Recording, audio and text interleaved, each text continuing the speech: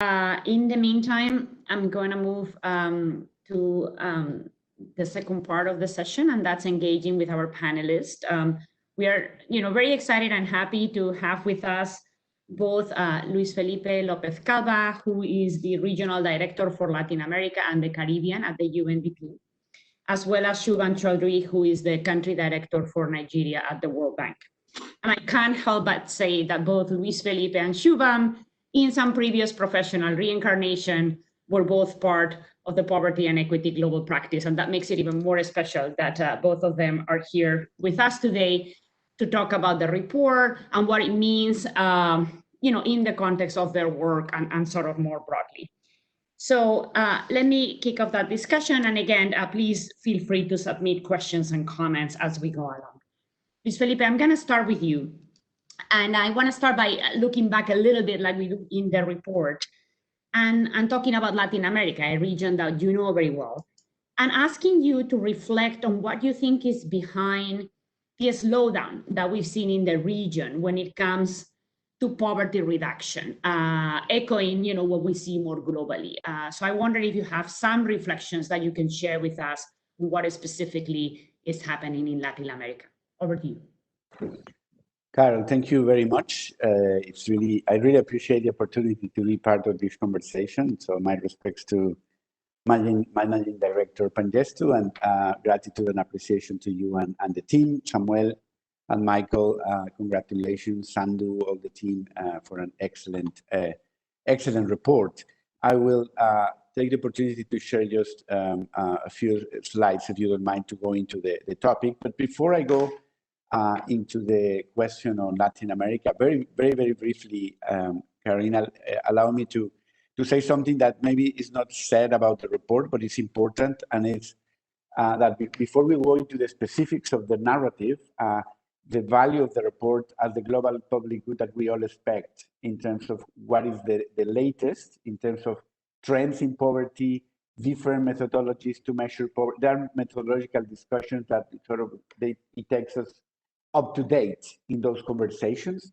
So it's a very solid report in that sense. And I just wanted to take 30 seconds to say that even though this is not the issue of the discussion today, it does, more than meet the expectations of what we need in the development community to really have a serious discussion on poverty. So thanks for that to the team, in addition to the narrative they propose, which is also extremely relevant. So let me go into that other part and address your question. I think it's similar to what happens to people. The shock of COVID interacts with pre-existing conditions. And I think the reason why I call this presentation Juncture Meets Structure is because precisely what Michael said at the end, the slowing down in the poverty reduction was already happening. And what the shock did is to unveil all these structural problems that were already there and even deepen the trends in terms of inequality increasing and poverty reduction. So what are these characteristics for lack? Think of one number for lack that is very important. 9% of the population is in lack, almost 35% of the deaths due to COVID. So there is something structural in lack that is being the most, the hardest hit region. One is the vulnerability levels. We have discussed this for a long time, but now it's sort of the risk is realizing, and we see all these vulnerable people falling back into poverty. Maybe not all of them, hopefully not all of them, but a lot of those. And there are many also institutional conditions in lack: low trust in institutions, perception of state capture, political and social polarization. We had the highest level of social turmoil in 2019, weakened political parties, but very important, very mediocre economic growth and very poor trends in terms of productivity growth, very high inequality, fiscal fragility, segmentation, social lack of social cohesion, and also epidemiological and demographic transition. So all these are the structural elements for lack that reflect, for example, here you see the Nora Lustig and co-authors. The blue part is the population whose income is at risk. And most of them, the deepest part is in the middle. Again, the vulnerable people who are not receiving transfers from any kind. They are informal. So when they cannot work, they completely are left without income. And that's part of the story. And I think it is important to differentiate, and the report gives us elements to differentiate what is the transitory part of that shock and what is the chronic part of that. So the question is how the monetary poverty that is being reversed in terms of the trend and the increase in monetary poverty that we should still consider transitory poor does not turn into an increase in multidimensional poverty, which is people basically divesting in terms of assets. And I will have time in the next question to go into that.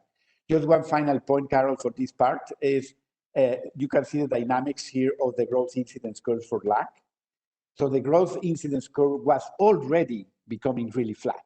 So that means it becomes less progressive, and basically the poor were participating less and less in growth. So you can think of this as, you know, the commodity cycle is slowed down. So the commodity prices sort of bias the relative prices in favor of non-tradables.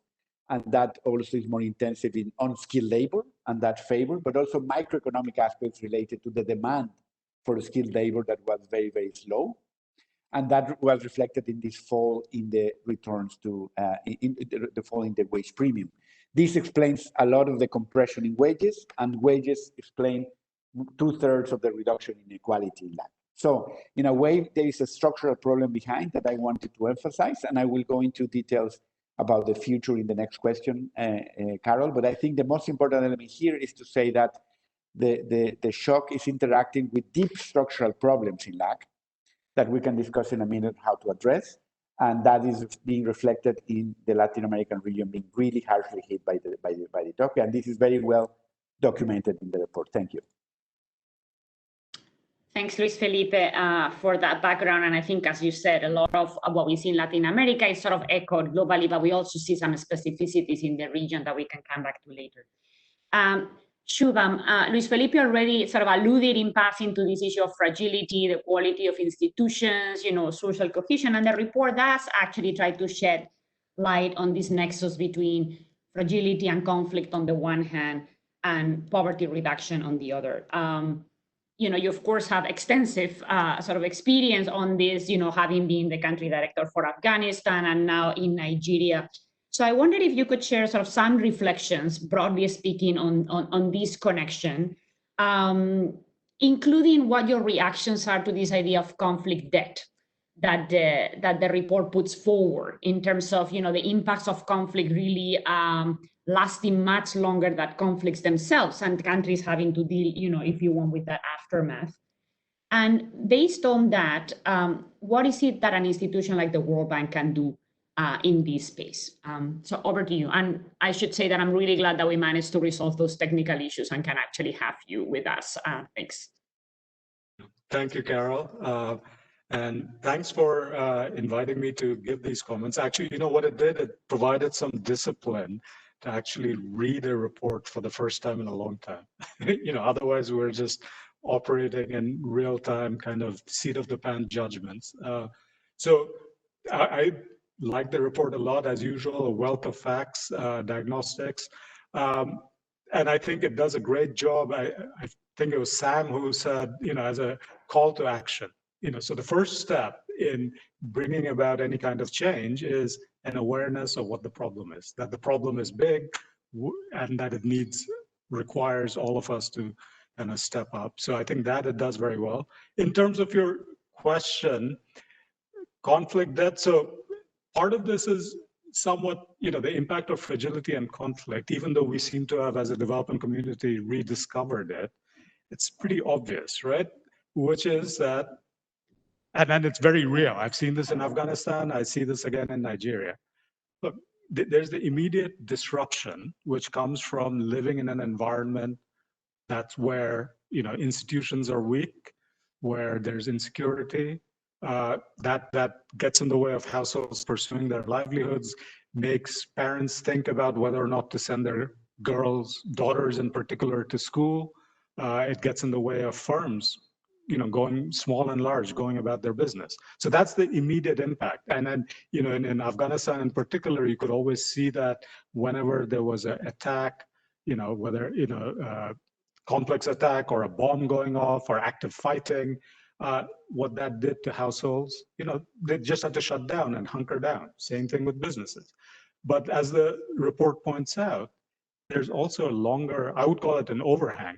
I think Michael called it the conflict debt, which is it then influences people's expectations and perceptions about what the future holds.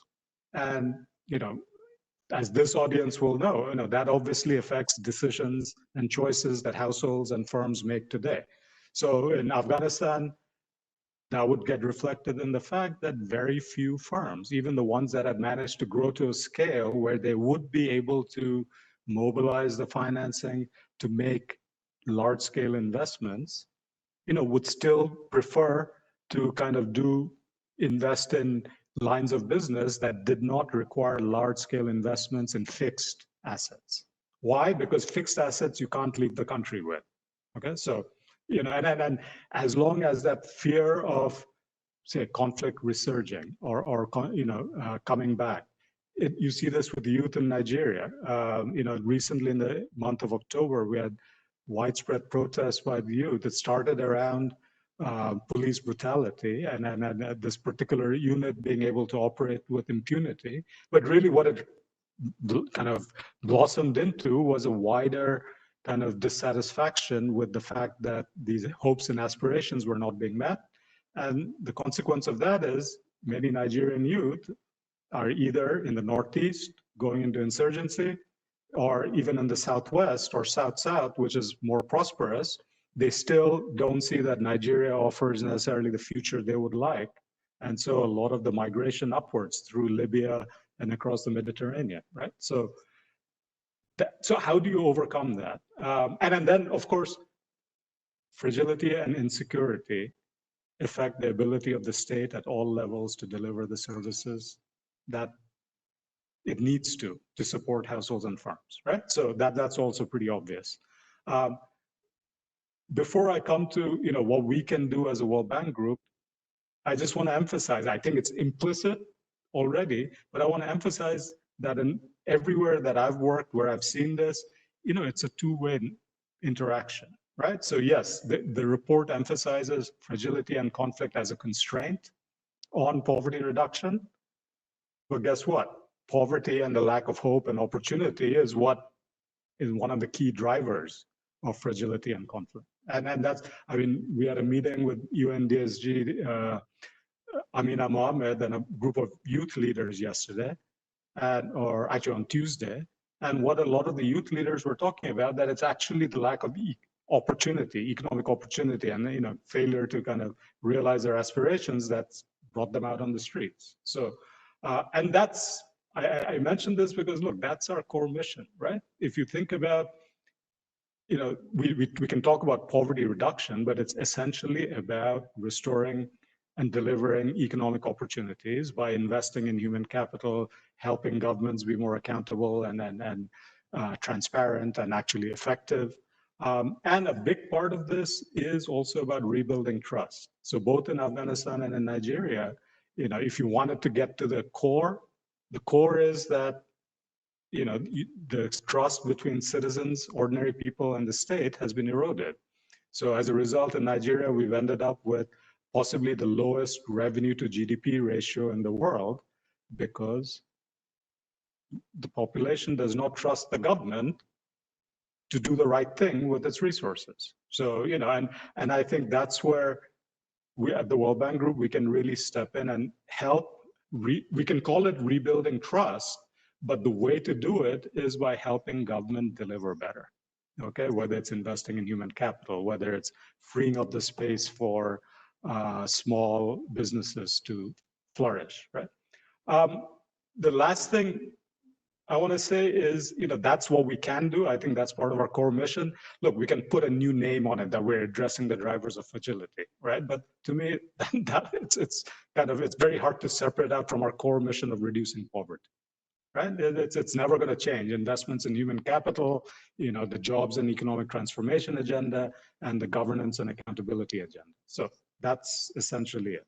But in doing this, we have to be clear on the limits of the World Bank. And so the first limit we have to recognize is that, often we do not have a comparative advantage, and often neither does government, okay, in the first immediate frontline humanitarian response, okay? So we have to kind of resist the urge or sometimes the push from others to kind of jump in and help with the humanitarian response, okay? We don't have a comparative advantage.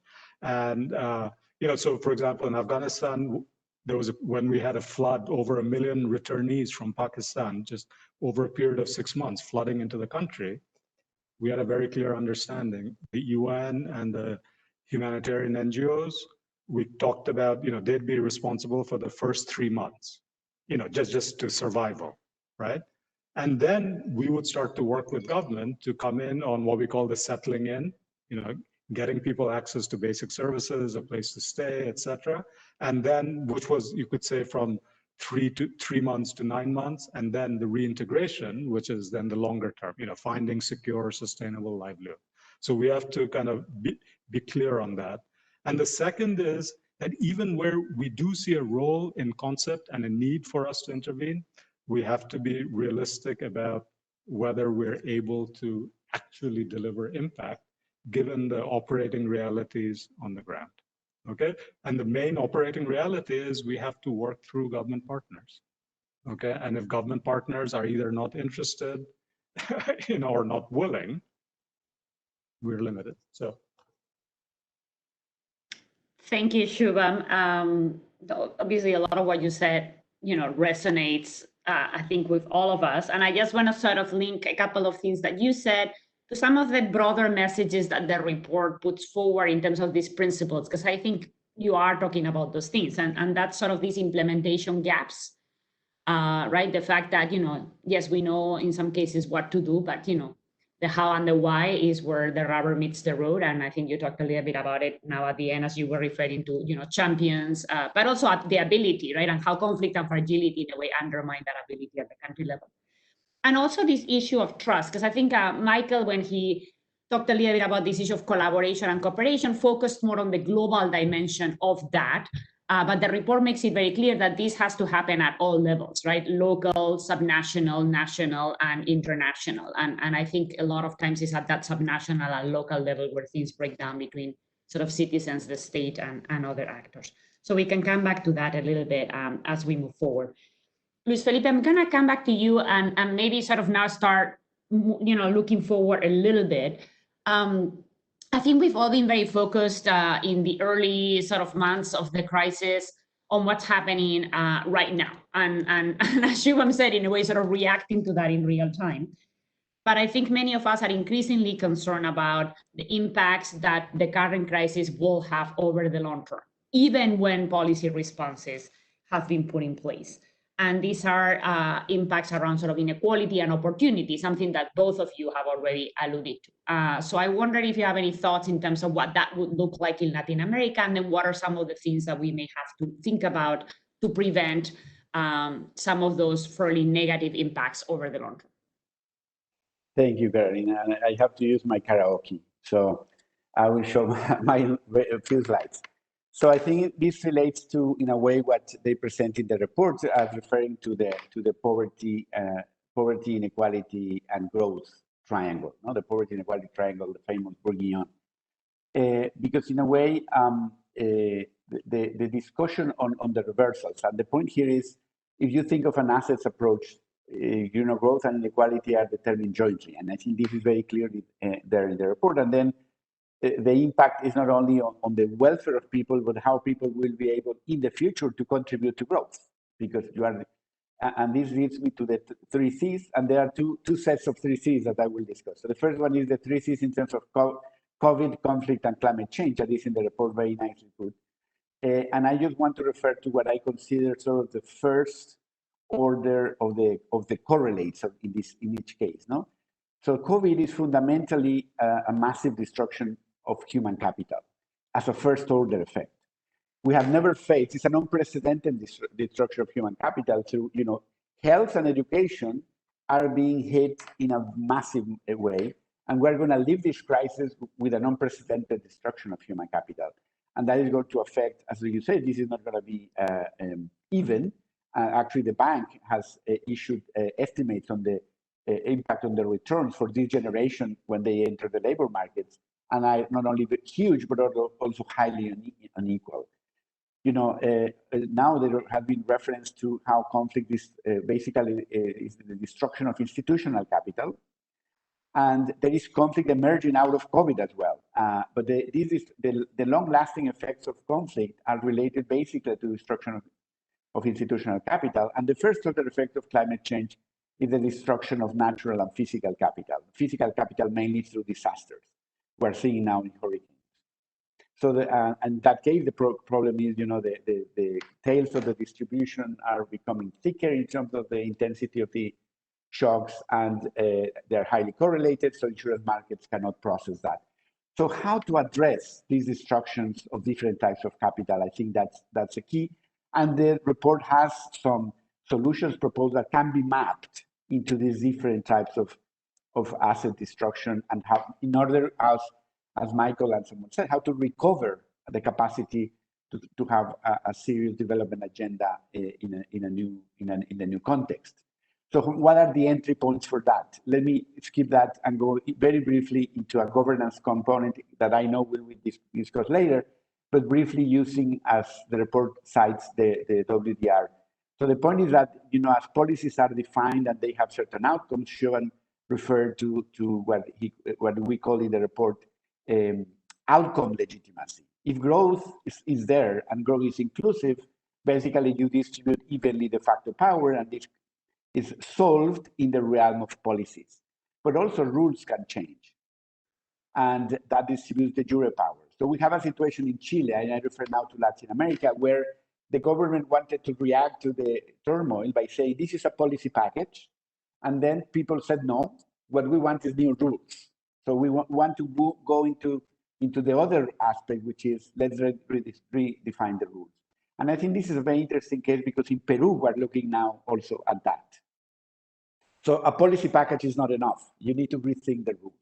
And I think this is important in terms of the legitimacy and trust that has been discussed. And this is where this policy, power asymmetries are reflected.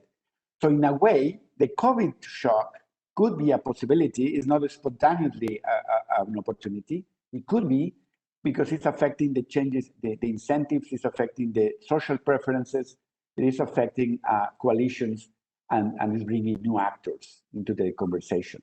So I just suggest that we, for the next part of the conversation, we focus on these three elements, which is basically, there are responses that are in the realm of policy, new policies, new policy profiles, which is related to what we call coordination in the report. The other is the changes that have to do more with the changes in the rules, which is more related to the capacity to induce voluntary compliance. And finally, whether you need to bring more actors in this coalition. All these elements are there in the report in a way. And when we go to the next question, I would like to tell you how I read the report in terms of whether there are solutions that are related to policies, solutions that are needed in the realm more of the rules, and others that are more difficult that would require more new coalitions of actors. So that's for the next conversation. Thank you, Carol. Thank you, Luis Felipe. Your point on policy changes versus rule changes sort of resonates. And I think it speaks to this idea of this crisis having really brought to the surface some of these more structural constraints that I think both of you, as well as the authors, referred to. Shubham, I'm going to come back to you, and I'm going to start sort of weaving in now some of the questions that we are getting from the audience through the chat. And thanks to all of you who are submitting those. The report does point to the importance of sort of evidence, data, learning, and that being a dynamic process as one of the mechanisms that we have to close some of these implementation gaps that we've been talking about, right? I mean, moving from just knowing what to do to actually getting it done. And yet we know that, these systems and this kind of information is not available in many countries. I know this is something that you've put quite a bit of thinking into, both in your, while you were in Afghanistan, as well as now in your sort of new role in Nigeria. So I wondered if you could share some of those reflections, in your direct engagement with policymakers, what do you see the role of sort of data, evidence, monitoring systems more generally, and how can we support efforts to put those in place and to get them to be used by policymakers, again, as a vehicle to really start closing some of these gaps? Thanks, Carol. So I am now feeling like I should have prepared some slides, like Luis Felipe had. I do not have those, so I'm going to improvise. So first, I think it's important to recognize that the lack of data is really. I don't think anyone would, take issue with the fact that we need some basis for informing public action. I remember President Ghani in Afghanistan used to say all the time that, trying to make policy and decisions without any data is like trying to, go through a dense jungle being blind. Okay, so I think that recognition is there, but how it plays out in terms of specific challenges, in terms of specific arenas where data can matter for policy is, can vary quite a bit. And also, the one thing I want to stress is we should not always assume that people, just because there isn't the household survey data that's been, looked over and validated by our poverty teams, that people don't have a sense of the reality on the ground. Often people do have a sense of the reality of the ground, and the problem lies elsewhere, which is because of interests, political risk aversion, etc. They don't want to act on what they recognize as a reality. In fact, this came out just earlier this week on Monday. Tara and the poverty team, and we had an extended discussion with the statistician general of Nigeria, who's a very dynamic, he's a super partner, very bold advocate. And a lot of that discussion was saying, look, there are many actors within the political arena who, it's not that they lack the data, it's that they don't want to deal with data that does not accord with what would further their interests. So, and that's where I think the teams on the ground need to be a bit more, immersed in the local context to figure out, look, is the issue that people don't know some basic facts? Okay? Or in which case, and maybe even we don't know the basic facts, and in which case, let's try to at least establish some basic facts, gather the data. Then sometimes the basic facts are there, the data are there, but people don't know enough about them. So then we try to spread the word. Civil society, within government. For instance, on the electricity tariff adjustments that Nigeria is making, kind of the turning point really came in December when we had a discussion, with everyone from the vice president to the chief of staff, president's chief of staffs, actually demonstrating what we had thought that everyone knew, which is that with 40% of Nigeria's population, the poorest 40%, not connected to the grid, the billions going towards subsidies, tariff subsidies, were not in any way helping the poor. Okay, yet, so that's the second instance. Then you have a third instance where the facts are actually quite well known, but it's that they're politically inconvenient. Okay, so in that case, you have to think about, okay, it's not just about putting facts on the table, but actually figuring out coalitions and who the partners are who can present the facts in the right way, at the right time, and then have that be the trigger for some sort of decision. Figuring out which of these is the case requires full immersion in the country context, okay? So it's not just about data, it's about data and, actually saying, where do we need data? Where do we need to have the data be, people be aware of it? And where do we need people not only to be aware of it, but actually be prodded or incentivized to act on it? And all of that requires, real immersion in the country context. Okay, so it's not going to be based in Washington. it's not just about knowing the data, it's actually knowing the data and the development challenge and the micro political context. Thank you. No, I hear you. So in a way, what we're saying is, look, the data and the evidence are necessary but not sufficient, right? And they're sort of, a first step in this much more complex conversation. And, just listening to the two of you right now, I feel like we say all roads lead to Rome. Well, here all roads seem to lead to the political economy and sort of institutional constraints of the issues, which I think, again, is something that the team tried to reflect on. Samuel and Michael, I'm going to come back to you now because there are a few questions in the chat that are sort of about the specifics of the report. And I wonder if you could speak specifically about two of them that are interrelated. The first one is there was a request for you to talk a little bit more about the findings on the profile of the poor, some of the changes that you alluded to in the presentation, and to talk a bit more about what those are, but also what they imply for our thinking moving forward. And then the second question, which I think it's easier to answer, but it's important to answer, is there was a question about whether you are projecting the impacts of the 3 Cs separately or jointly, on poverty, and if it's separately, do we have the capacity to do so jointly? So over to you briefly on those two questions: the profile of the poor and the projections.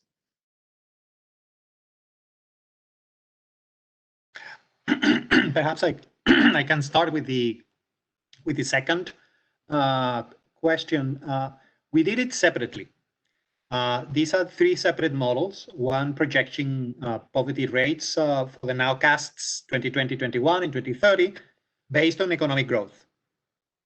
Then the projections in terms of climate change are based on a different model that runs thousands of simulations. This is more instead of an econometric exercise, is more a data science exercise with multiple possible channels of impacts of the 5 different climate change channels, and then selecting the distribution of these and finding the averages. So it's a very different methodology and more long-term impacts.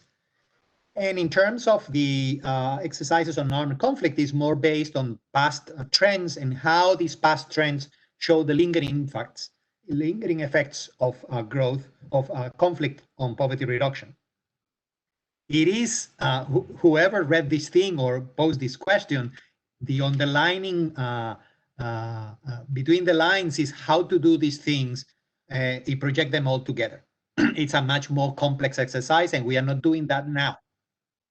But it's for those who have been working in the field and know the specific cases, and all these things are highly interrelated. Sometimes, as Shubham said, conflict is the consequence of serious poverty issues, or in some cases, very serious conflicts for access to resources, water, land, and therefore a climate change issue is also simmering conflicts.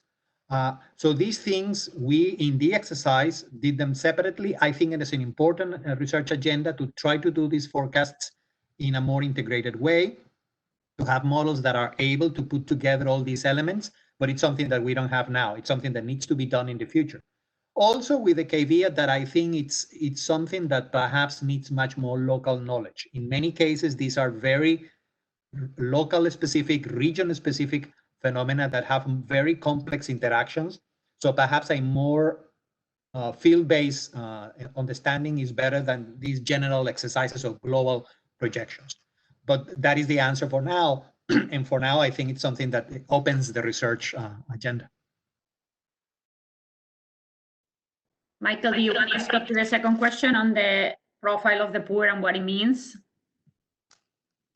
Yeah, I'll just say a few things. I think I think Eugenie in the chat space just posed this interesting question around the fact that we have different methodologies in effect for measuring our chronic poor, which is coming out of long-running household surveys, and the measurement of the new poor coming out of these telephone-based or internet-based surveys. And yes, and I think we need to recognize that those are the latter, the more current tools we're using are likely to be missing the very poorest people who won't have access to any of those things. But I think a good methodological strategy would recognize that and try to have ways of compensating for it. But the big challenge, I think, is recognizing is how we address the the concerns, the very legitimate realities of those that are in the new poor, in a world in which those that were chronically poor remain chronically poor. And so these are political questions as much as just sort of targeting questions, because the whole broad legitimacy of how a government responds to these questions will be driven, as it usually is, by those that are the most influential, the loudest, and constitute the biggest constituencies, and those are likely to be those in this, I think, in this new poor category. So the immediate politics of this will be such that those groups I hope are able to get a response. But these are wrenching trade-offs. There's finite money to go around in all of these situations, and it really does mean that those that have that there is a very real risk, I think, that those that are chronically poor just stay chronically poor, and because the politics and the harsh reality of the moment means that we have to respond to the COVID challenge before we can really do anything else. And that's just if that's a really harsh and binding constraint that's been put on the world as a brute necessity for taming this thing,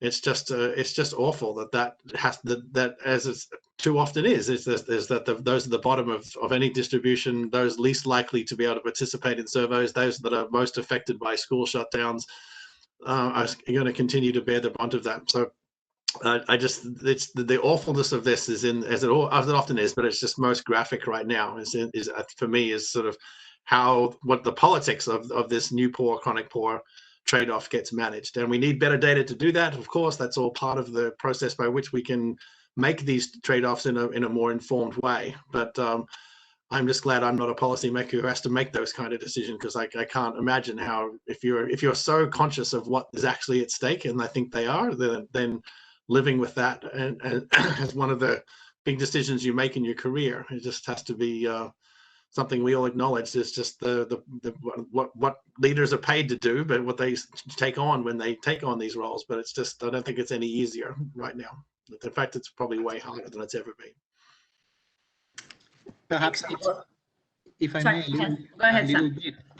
And this is perhaps a very clear message of what we mentioned as the twin imperative, because the new poor perhaps have more advocacy. They are more urbanites. They have more connections to political influence and to the media. And they are asking for new social protection mechanisms. I mean, these are vulnerable. These are people that enter and exit. And the social protection and insurance mechanisms are there. But there is also an important number. Even with all these new poor coming from different groups, 2/3 of the poor are still rural, are children, are on school. So that's the other part where we say the unfinished development agenda is still there. It's exactly the same. So this twin imperative and all these groups that are entering poverty and are demanding for more resources should not make us forget that still the vast majority of the extreme poor and even some of the moderate poor on the 320 and 550 are still children in rural areas working in agriculture and very little school parents. So this is, we should not forget this, and we should not forget that that's why we underline the idea of managing risks and insurance, because this new poor is basically because countries do not have the insurance mechanisms for protecting them. And this is I think the stark message of the twin imperative. Thank you, Sam. Shubham and Luis Felipe, sort of as we close, I want to come back to you on this issue of sort of the new poor, the existing poor. This has generated, I think, because of the magnitude, right, of the shock. This has generated quite a bit of discussion. You know, this idea that these two groups, you know, are obviously affected in different ways. They look somewhat different.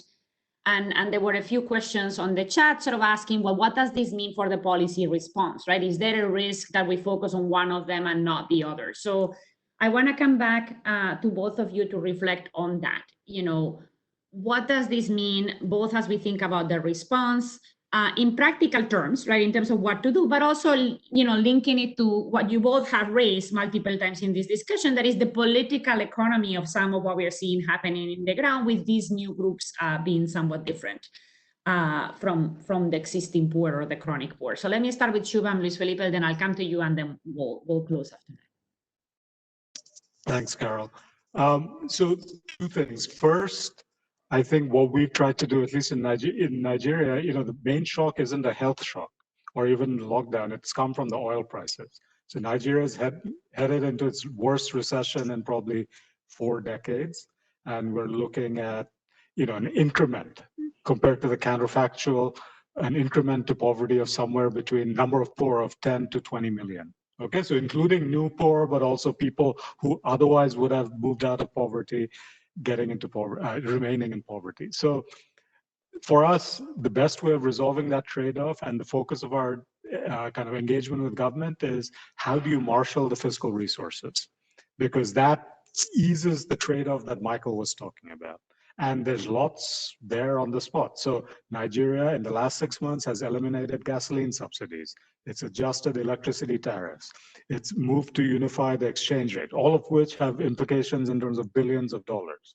So that's partly why, we've kind of, instead of going straight into the social protection programs and should it be the new poor or the old poor, we said, look, let's try to resolve it upstream so those trade-offs are reduced downstream.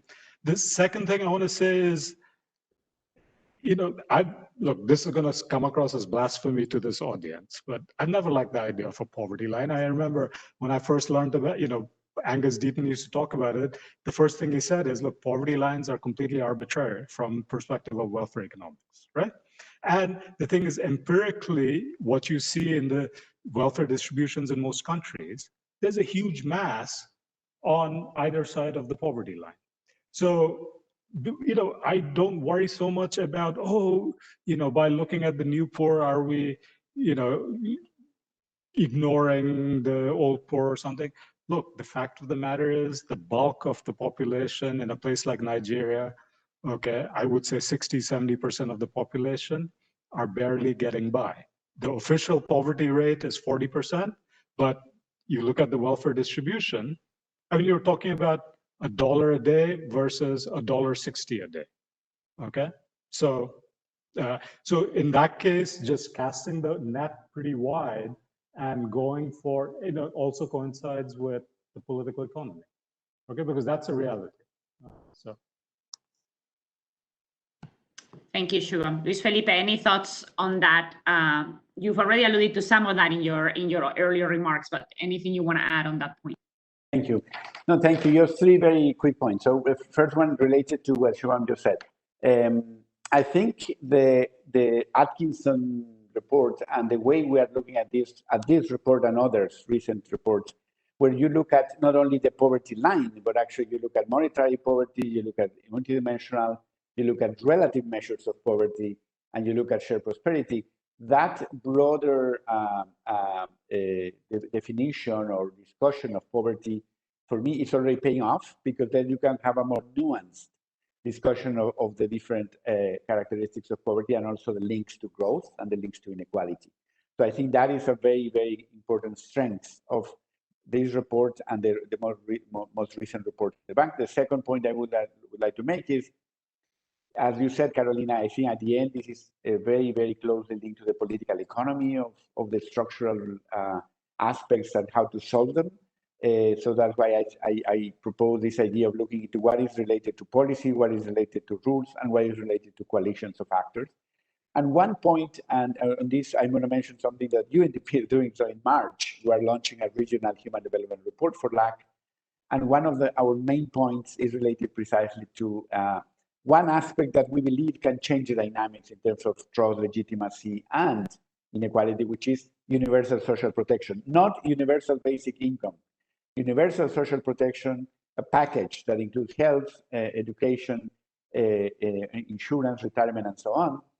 And we say social protection that is inclusive, universal, growth-friendly, and fiscally sustainable. So in a way, you can look at that package as related to policies, rules, and actors. So I want to say that this is one entry point, very concrete, that will deal with this issue of the new versus old pool and address the thing in a more comprehensive manner. I don't want to close without saying that I really enjoy doing the report. It's a very important report that will be a reference for all of us working on this. And I really want to congratulate the team that participated in this. And of course, thank you for the opportunity to be part of this conversation. Thank you, Luis Felipe. We are closing, but I want to take the opportunity and take advantage of the fact that Marie is actually still with us. Thank you, Marie. I know this is difficult for you given your very busy agenda. And I want to come back to you in closing and maybe ask you to reflect a little bit on the point that the report makes on the fact that, we are looking at global problems that do require to some extent global solutions. And this is not questioning, what Shubham and Luis Felipe had said about the importance of contextualization, but I do want to come back to the issue of sort of cooperation and collaboration as an important element in the recipe here. So over to you on any thoughts that you may have on that, and then we'll close after we hear from you. Let me just make 2 points. One on what you just asked on global cooperation and collaboration. Obviously, this is a global problem. And if you look at the 3 Cs, they all have elements of the need for global cooperation. You take something like climate change, obviously, that does not get solved without global collaboration. So I think in addressing the broad issue of poverty and shared prosperity, given the 3 Cs that we talked about, and even the first C that we've been talking about, the COVID, without the vaccine, without fair, equitable access to vaccines, and the process of vaccination in countries, it will also not get resolved. So I think I would hope that this report also highlights the importance of global cooperation to address the aspects of COVID, conflict, and climate change, because otherwise, things, if unaddressed, they will get worse, as the report points out. The second point I wanted to make was to actually come back to the contextual discussion, because I found it fascinating. You didn't hear me, Shubham, probably at the beginning. I said to Carolina, I will stay on if depends how interesting your discussion is. So it turns out your discussion is very interesting. Kind of what you said about the, it's not that they don't know the numbers, but they just don't want to reveal them. It kind of brings back lots of memories. So, but I think your the wider point about the political economy of these numbers is very important. But I'll just make 2 points on this. I do think, despite what we think about the numbers and the imperfections of extreme poverty, they are actually good to use as sort of KPI of governments as well as local governments. Because in Indonesia, every local government has is also measured by the extreme poverty line. And it becomes, as I mentioned at the beginning, an opening for a dialogue. Okay, this is the number that is reflecting in your country or in your province. And then you get into a conversation. What are the drivers, and how do you actually? What are the right policies to address it? And where does the money come from? And the fuel subsidy reform that we did in 2005 was actually very much guided by this principle that the subsidy was not helping the poor. It should be repurposed to help the poor, like what you just described, what Nigeria is going through. So I think despite the political economy aspects to it, I don't think we should tire of using the data, using the analysis to open the dialogue and then find the right kind of balance of political economy acceptable.